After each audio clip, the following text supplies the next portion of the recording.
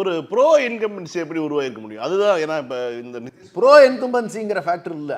அதாவது என்னன்னு கேட்டிங்கன்னா, ஏற்கனவே செப்டம்பரில் கொடுத்த ஒரு 10,000 சார், இப்போ கொடுத்த ஒரு 10,000 சார், பெண்கள் மத்தியில் வந்து இது உறுதியாக வந்து ஒரு இம்பாக்டை ஏற்படுத்தும். அடுத்தது நான் தான் சொன்னேன், போகஸ் இன்க்ளூஷன். ஏன்னா நீங்கள் பல்வேறு நிகழ்வுகள் நம்ம வந்து பார்த்தோம். மற்ற மாநிலங்கள்லேருந்து ட்ரெயின்லாம் ஃப்ரீ ட்ரெயினை விட்டு தேர்தலுக்கு கூட்டிகிட்டு வந்து ஓட்டு போட்டாங்க. அவன்லாம் நிஜமாக அங்கே வாக்கு வச்சுருந்தானா, இல்லை யூபிக்காரெல்லாம் வந்து இங்கே ஓட்டு போட்டானா செலக்டிவ் கான்ஸ்டிடுவன்சிஸ்க்கு? ஏன்னா டிசைடிங் ஃபேக்டர் 1% 2% தான் பல தொகுதிகளில் இருந்திருக்கு.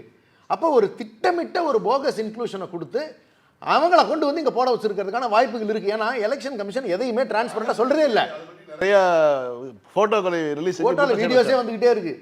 நீங்கள் அப்படி திட்டமிட்ட ஒரு வேலையை சகோதரர் சொன்ன மாதிரி எலெக்ஷன் கமிஷன் முழுமையாக வந்து பாரதிய ஜனதாவினுடைய ஒரு கைக்கூலியாக இருந்து தான் வேலை பார்த்துருக்கு. அப்போ நாம தான் கவனமாக இருந்து பாதுகாப்பதற்கான முயற்சிகள் எடுத்திருக்கணும். நாம கூடுதல் கவனமாக இருந்திருக்கணும் அப்படிங்கிறது தான் என்னுடைய பார்வையில் இருக்கிறது.